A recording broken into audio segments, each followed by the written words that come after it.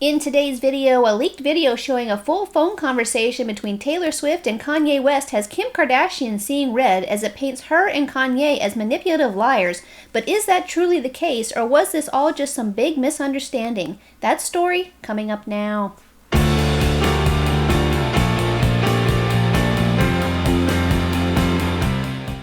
Hello everyone and welcome to my channel. I hope you're having a fantastic day today. If you're a return subscriber, I really do appreciate your continued support. If you're new here and you enjoy these types of videos, be sure to subscribe to my channel. Everyone give this video a big thumbs up, click on that notification bell and select it to all. That way you'll be notified when I upload my next video. Before we get started, and as always, I do need to remind you all that I am a drama commentary channel. I have opinions and I speak them freely. Opinions are not facts, they never have been facts, and they never will be facts. Now that I've gotten that out of the way, let's go ahead and dive in. On March 21st, a 25-minute unedited phone conversation between Kanye West and Taylor Swift was leaked to the public, and it gained a lot of attention. As the video circulated around social media, Kanye West and Kim Kardashian started to receive a lot of backlash. Before I can get into the latest drama, I feel like we need to revisit the past because not everyone may be aware of the history that Taylor Swift and Kanye West share. Back in 2009, Kanye West barged onto the stage and took the microphone from Taylor Swift at the VMAs while she was giving her acceptance speech for winning the Best Female Video award.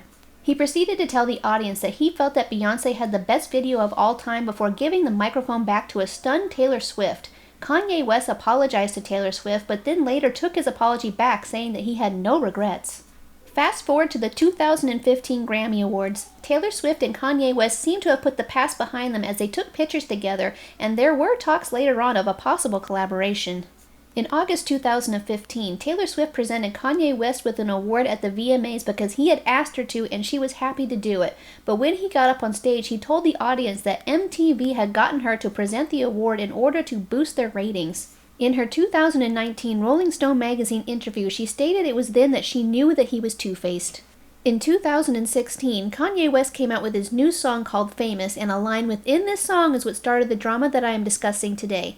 In this song, Kanye rapped the following: "For all my Southside blanks that know me best, I feel like me and Taylor might still have sex. Why? I made that B famous." When Taylor Swift was made aware that Kanye West had added, "I made that B famous," she was hurt and upset because she never gave her approval for him to call her a B.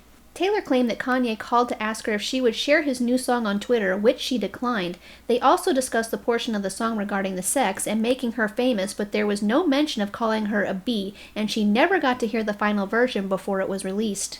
Kanye West and Kim Kardashian insisted that Taylor Swift gave the okay, and in 2017, Kim Kardashian released a heavily edited version of the phone conversation between Kanye West and Taylor Swift on her Snapchat. The original 25-minute conversation was cut down to just under 2.5 minutes. Here is that clip. You still got the Nashville number? I still have the Nashville area code, but I had to change it. For all my Southside that know me best, I feel like me and Taylor might still have sex. Unlike this close to overexposure. Oh, well this one is I think this is a really cool thing to have. I know. Definitely. It's like a compliment, kind of. Yeah. What I give about is just you as a person and as a friend. I want things that make you feel good. I don't want to do rap that makes people feel bad. Yeah, I mean, go with whatever line you think is better. It's obviously very tongue-in-cheek either way. And I really appreciate you telling me about it. That's really nice. Oh, yeah. I feel I just had a responsibility to you as a friend, you know. And, thanks for being, like, so cool about it. Oh, thanks. Yeah. Yeah, I really appreciate it. Like, the heads up is so nice. Like, things without, like, even asking or seeing if I'd be okay with it, and I just really appreciate it. It's like, I never would have expected you to, like, tell me about the line in one of your songs. It's pretty crazy. And then the flowers that you sent me, I, like, Instagrammed a picture of them, and it's the most Instagram likes I've ever gotten. It was like 2.7.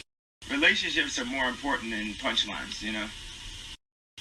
Yeah. I mean, I don't think anybody would listen to that and be like, oh, that's a real diss. Like, she must be crying about it. Just, you gotta tell story the way that it happened to you and the way that you experienced it. Like, you honestly didn't know who I was before that. It doesn't matter if I sold 7 million of that album before you did that, which is what happened. You didn't know who I was before that. It's fine. I'm at the intent that I can make these things happen, and I have the ideas to do it, and I create these things and concepts, and, like, I'm always going to respect you.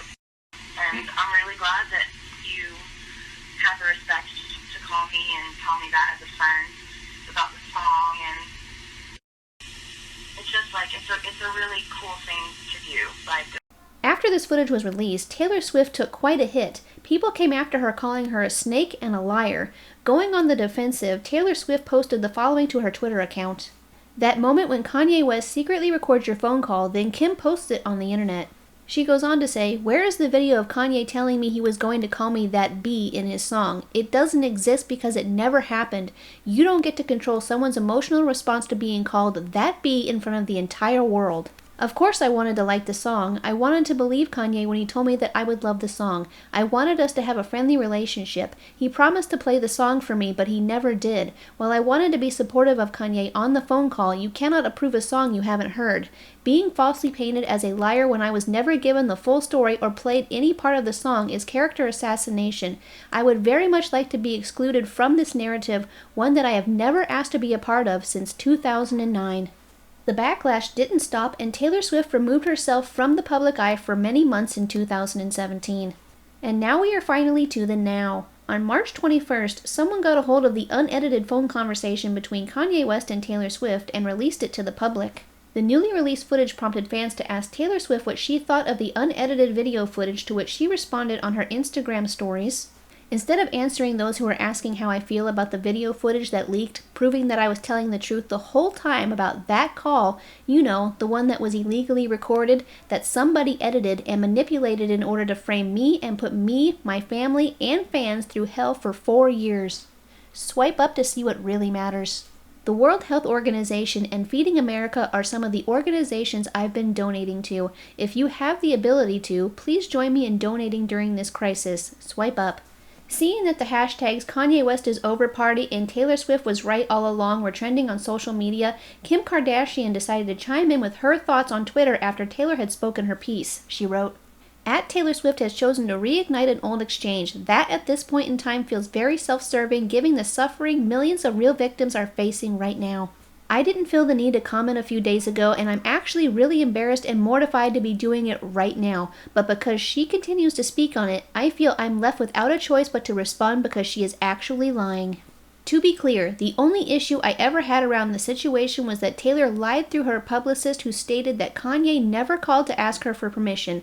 They clearly spoke, so I let you all see that. Nobody ever denied the word B was used without her permission. At the time when they spoke, the song had not been fully written yet, but as everyone can see in the video, she manipulated the truth of their actual conversation in her statement when her team said she declined and cautioned him about releasing a song with such a strong misogynistic message. The lie was never about the word B, it was always whether there was a call or not and the tone of the conversation.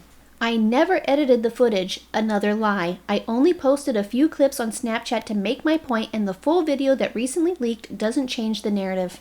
To add, Kanye as an artist has every right to document his musical journey and process, just like she recently did through her documentary. Kanye has documented the making of all of his albums for his personal archive, however, has never released any of it for public consumption, and the call between the two of them would have remained private or would have gone in the trash had she not lied and forced me to defend him. This will be the last time I speak on this because honestly, nobody cares. Sorry to bore you all with this. I know you are all dealing with more serious and important matters.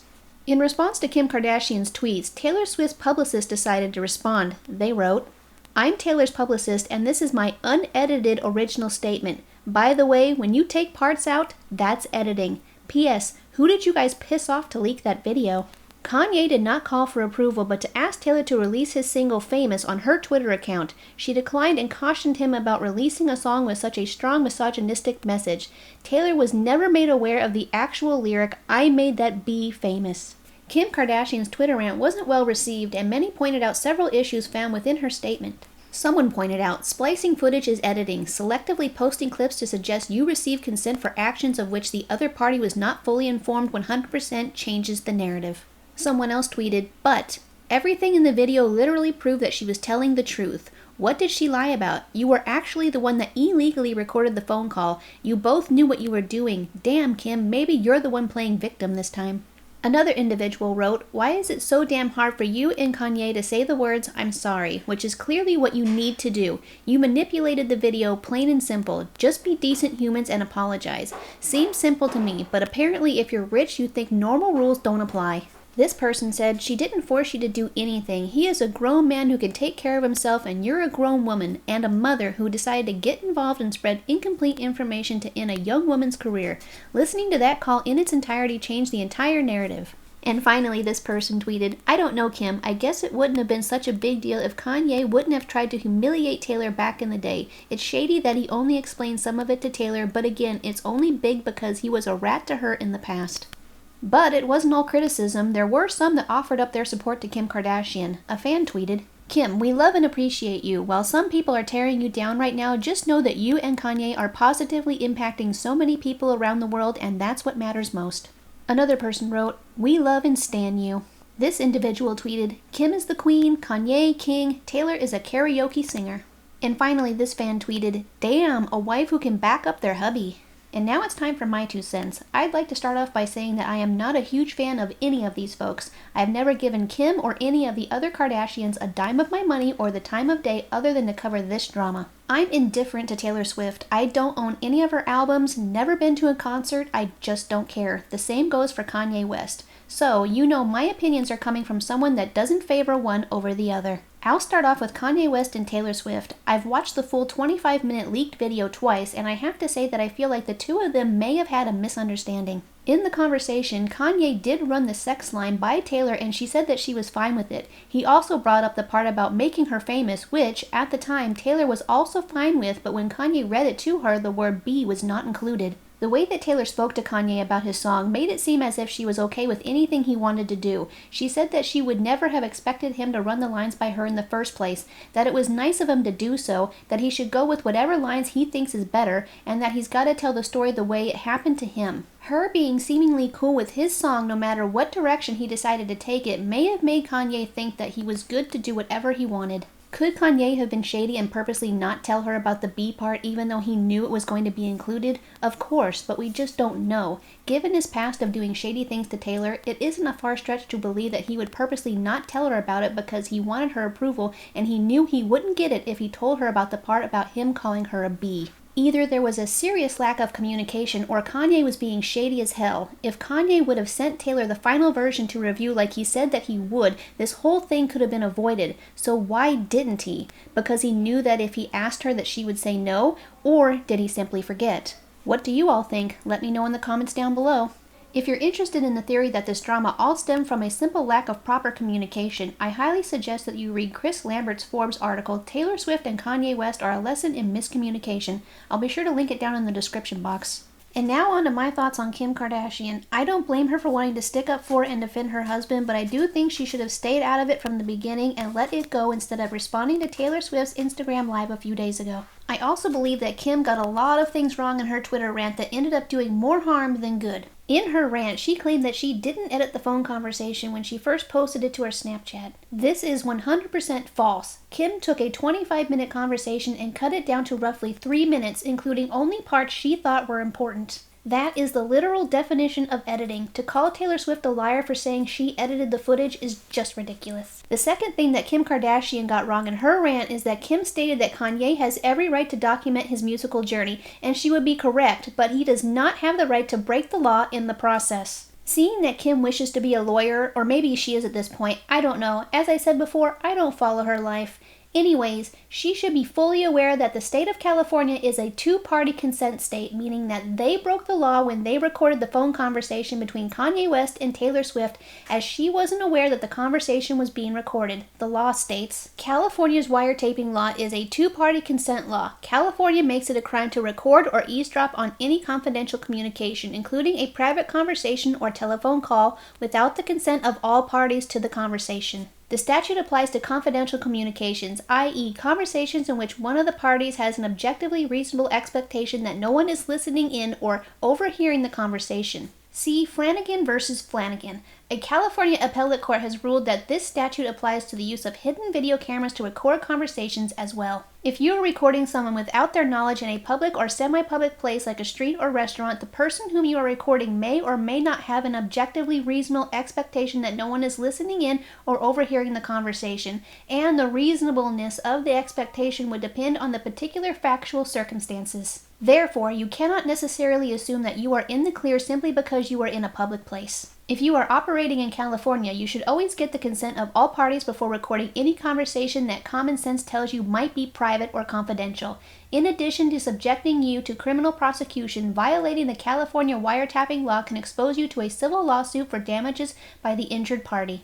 As I said, you would think that Kim Kardashian would know this as she wants to be, or is, a lawyer. Not a good look. The third thing that Kim Kardashian got wrong was the part about Taylor Swift's publicist. Kim claims in her own words that the lie was about whether there was a call or not between Taylor Swift and Kanye West. Kim is implying that Taylor and her publicist are saying that the call never happened. This is also 100% incorrect. As we saw from Taylor's publicist's original unedited statement, they never denied there was a call. Her publicist wrote, and I quote, "Kanye did not call for approval but to ask Taylor to release his single, Famous." Not once did the publicist claim that the call never happened. They said that Taylor was never made aware of the B part in the lyrics. The last issue that I have with her rant is that she claimed that Taylor Swift was purposely dragging this all up again for attention because she is self-serving and not focusing on the real issue at hand, people falling ill. Again, this is just not true. Taylor was asked about the leaked video, she spoke briefly on it, but then she went on to discuss what really matters, donating to those in need right now during this crisis. She also posted links to them as well. I wouldn't call that self-serving. So many issues with her Twitter rant that she should have just kept her mouth shut. So why didn't she? There is a conspiracy theory going around that Kim Kardashian or someone in her family leaked the video themselves to drum up drama in order to bring attention to them because season 18 of their show is premiering very soon. The day after her rant, Kim posted this to her Twitter. Who is ready for season 18 of Keeping Up with the Kardashians? It premieres on a new day this Thursday at 8/7 Central. It's suspicious. In the end, I hope that all parties involved drop this drama because honestly, it's super petty, and I hope that they never speak of it again. Are any of them perfect? No, not even Taylor. She could have said nothing at all. She could have stopped talking with Kanye after the second VMA incident, or even the first one, honestly. Could have just let the B thing slide, but she didn't. I hope that each and every one of them learned something from this situation. I hope that they each learn to stay away from each other, learn how to properly communicate better, and I wish them all only the best. Alright everyone, that's going to do it for today's video. Again, I'd like to thank you so much for spending some time with me today. I hope you guys enjoy the rest of your day and are staying safe. Remember, if you are new here and you enjoy these types of videos, be sure to subscribe to my channel. Everyone give this video a big thumbs up, and hopefully I will see you very shortly on the next one. Bye!